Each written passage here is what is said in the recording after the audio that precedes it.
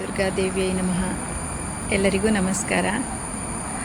ನನ್ನೊಂದಿಗೆ ನಾನು ನಿಮ್ಮ ಸುಮತಿ, ಸಿದ್ದಾಪುರ ಸುನಾಗಪುರದಿಂದ.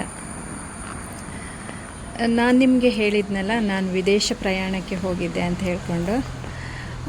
ನಿಮಗೆಲ್ಲ ಗೊತ್ತಿದೆಯಾ, ಲ್ಯಾವೆಂಡರ್ ಬಣ್ಣ ಮತ್ತು ಲ್ಯಾವೆಂಡರ್ ಸ್ಮೆಲ್ ಅಂದರೆ ತುಂಬ ಇಷ್ಟ ಅಲ್ವ ಎಲ್ಲರಿಗೂ ಸಮೇತ.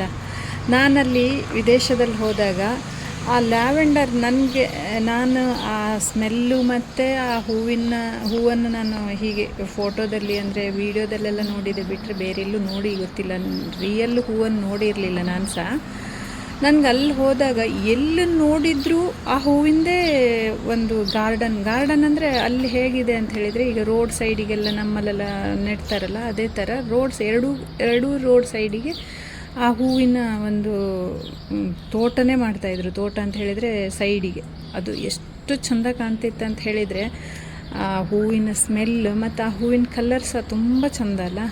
ಆ ಹೂವಿನ ಕಲ್ಲರು ಅದು ಎಷ್ಟು ಖುಷಿ ಕೊಡ್ತಿತ್ತು ಅಂತ ಹೇಳಿದರೆ, ನಾನು ನಿಮ್ಮ ಜೊತೆಗೆ ನಾನು ಆ ವಿಡಿಯೋನ ಹಂಚ್ಕೊಳ್ಬೇಕು ಅಂತ ಹೇಳ್ಕೊಂಡು ನಾನು ಅದನ್ನು ಫುಲ್ಲು ವೀಡಿಯೋ ಮಾಡ್ಕೊಂಡು ಬಂದಿದ್ದೆ. ನನಗೆ ತುಂಬ ಖುಷಿ ಆಯಿತು ಆ ಹೂವನ್ನು ನೋಡಿ. ಅಂದರೆ ನಮಗೆ ನೋಡಿ, ನಾವು ಲ್ಯಾವೆಂಡರ್ ಕಲರ್ ಅಂತೆಲ್ಲ ಹೇಳ್ತೇವಲ್ಲ, ನಮಗೆ ಆ್ಯಕ್ಚುಲಿ ಆ ಹೂ ಗೊತ್ತಿಲ್ಲ ಅಂತ ನನ್ನ ಅಭಿಪ್ರಾಯ ಈ ಕಡೆ ಇಲ್ಲ ಅದು ಅಂತ ಅಂದ್ಕೊಂಡಿದ್ದೇನೆ. ನಿಮಗೇನಾದರೂ ಗೊತ್ತಿದ್ದರೆ ನನಗೆ ಹೇಳಿ. ಅಂದರೆ ಈ ಕಡೆ ಇಲ್ಲ ಅದು ಹೂ, ನಾನು ನೋಡಿದ ಹಾಗೆ ಎಲ್ಲೂ ಇಲ್ಲ ಹೂ. ಅದೇ ಬಣ್ಣದ ಹೂ ಇದೆ, ನಮ್ಮಲ್ಲೂ ಇದೆ. ಬಟ್ ಆ ಸ್ಮೆಲ್ಲು, ಆ ಲ್ಯಾವೆಂಡರ್ ಅದು ಎಷ್ಟು ಪರ್ಫ್ಯೂಮ್ ಅಂತ ಹೇಳಿದರೆ, ಅದು ಲೈಟ್ ಪರ್ಫ್ಯೂಮು. ಅದು ಗಾಳಿ ಬಂದಾಗೆಲ್ಲ ಅದ್ರದ್ದು ಒಂದು ಆ ಸ್ಮೆಲ್ ನೋಡಬೇಕು, ಅಷ್ಟು ಖುಷಿ ಕೊಡುತ್ತೆ, ಅಷ್ಟು ಖುಷಿ. ನಾನಂತೂ ಸಖತ್ ಇಷ್ಟಪಟ್ಟೆ ಆ ಹೂವನ್ನು ಮತ್ತು ಆ ಹೂವಿನ ಕಲರು ಮತ್ತು ಆ ಹೂವಿನ ಪರಿಮಳವನ್ನು. ನೀವು ಸಹ ಈ ಒಂದು ವಿಡಿಯೋ ನೋಡಿ ನೀವು ಸಹ ಖುಷಿ ಪಡ್ತೀರಿ ಅಂತ ಹೇಳ್ಕೊಂಡು ನಾನು ಈ ವಿಡಿಯೋ ಮಾಡ್ತಾಯಿದ್ದೆ. ಮತ್ತು ನಿಮಗೆ ಅಲ್ಲಿಯ ಕೆಲವೊಂದು ನಾನೇನು ಹೋಗಿದ್ದೆಲ್ಲ, ನಾನು ರಷ್ಯಾ ಹೋಗಿದ್ದು. ಆ ರಷ್ಯಾ ದೇಶದ ಕೆಲವೊಂದು ವಿಡಿಯೋಗಳನ್ನು ನಾನು ಮಾಡ್ಕೊಂಡು ಬಂದಿದ್ದೆ. ಅದು ಎಷ್ಟು ದೊಡ್ಡ ಶ್ರೀಮಂತ ರಾಷ್ಟ್ರ ಅನ್ನೋದನ್ನು ನಾನು ನಿಮಗೆ ಒಂದೊಂದೇ ವಿಡಿಯೋದಲ್ಲಿ ಹಾಕ್ತಾ ಹೋಗ್ತೇನೆ. ನೀವೆಲ್ಲರೂ ನೋಡಿ ಅದನ್ನು ಖುಷಿಪಡಿ. ಯಾಕೆಂತ ಹೇಳಿದರೆ, ಈಗ ಎಲ್ರಿಗೂ ಹೋಗ್ಲಿಕ್ಕಾಗೋದಿಲ್ಲ ಅಂದ್ಕೊಳ್ತೇನೆ. ಹೋಗೋರು ನೋಡ್ಕೊಂಡು ಬರ್ಬೋದು, ಹೋಗದೇ ಇದ್ದವರಿಗೂ ಇದೊಂದು ಅವಕಾಶ ಅಂತ ಹೇಳ್ಕೊಂಡು ನಾನು ಒಂದೊಂದೇ ವೀಡಿಯೋನ ಹಾಕ್ತೇನೆ. ಇವತ್ತು ನೀವು ಲ್ಯಾವೆಂಡರ್ ಹೂವನ್ನು ಮತ್ತು ಲ್ಯಾವೆಂಡರ್ ಆ ಒಂದು ಕಲರನ್ನು ನೋಡಿ ನೀವು ಖುಷಿಪಡಿ. ಮತ್ತು ಕಳೆದ ವಾರ ನಾನು ಒಂದು ಹಾರ್ಟ್ ಅಟ್ಯಾಕ್ ಆಗದೆ ಇರಲಿಕ್ಕೆ ಮತ್ತು ಕೊಲೆಸ್ಟ್ರಾಲ್ ಕಡಿಮೆ ಮಾಡಲಿಕ್ಕೆ ಒಂದು ಮನೆ ಔಷಧ ಹೇಳಿದೆ ಅಲ್ಲ, ಅದರಲ್ಲಿ ನಾನು ಕೆಲವೊಬ್ಬರು ಕಮೆಂಟಲ್ಲಿ ಹೇಳಿದರು ಮತ್ತು ಕೆಲವೊಬ್ಬರು ನನಗೆ ಫೋನ್ ಮಾಡಿದರು. ದಯವಿಟ್ಟು ನೀವು ನನಗೆ ಫೋನ್ ಮಾಡೋದು ಮತ್ತು ನನ್ನ ವಾಟ್ಸಪ್ಪಿಗೆ ಮೆಸೇಜ್ ಮಾಡೋದಕ್ಕಿಂತ ನೀವು ನನ್ನ ಕಮೆಂಟ್ ಬಾಕ್ಸಲ್ಲೇ ಮೆಸೇಜ್ ಮಾಡಿ, ಮತ್ತು ನಂಗೆ ಆನ್ಸರ್ ಮಾಡಲಿಕ್ಕೂ ಈಸಿ ಆಗುತ್ತೆ. ಮತ್ತು ನನಗೆ ಫೋನ್ ಮಾಡೋದಕ್ಕಿಂತ ನೀವು ನನ್ನ ಕಮೆಂಟಲ್ಲಿ ಹೇಳಿ ನಿಮಗೇನು ಬೇಕು ಅಂತ ಹೇಳ್ಕೊಂಡು, ಅಥವಾ ಅದು ಹೇಗಿದೆ ಅಂತ ಹೇಳ್ಕೊಂಡು. ಅದರಲ್ಲಿ ಒಬ್ಬರು ಕೇಳಿದರು, ಅದನ್ನು ಮಾಡಿ ಇಟ್ಕೊಳ್ಬೋದಾ, ಯಾವಾಗಲೂ ಮಾಡಿ ಇಟ್ಕೊಳ್ತೀನಿ. ಇಲ್ಲ, ಹಾಗೆಲ್ಲ ಮಾಡಲಿಕ್ಕಿಲ್ಲ. ಮಾಡಿ ಇಟ್ಕೊಂಡು ಅದನ್ನು ತಿನ್ನಬಾರ್ದು.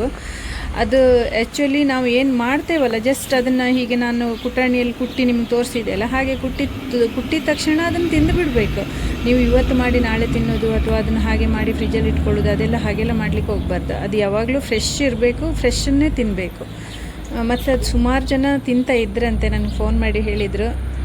ಒಳ್ಳೆಯದಾಗುತ್ತೆ, ಅದು ತುಂಬ ಒಳ್ಳೆಯದಾಗುತ್ತೆ. ಸಿಂಪಲ್ ಇದೆ, ಕೇಳಲಿಕ್ಕೆ ಸಿಂಪಲ್ ಇದೆ, ಬಟ್ ಅದ್ರ ಪರಿಣಾಮ ತುಂಬ ದೊಡ್ಡದಿದೆ. ನೀವೆಲ್ಲರೂ ಯೂಸ್ ಮಾಡಿ ತಿನ್ನಿ ಅದನ್ನು.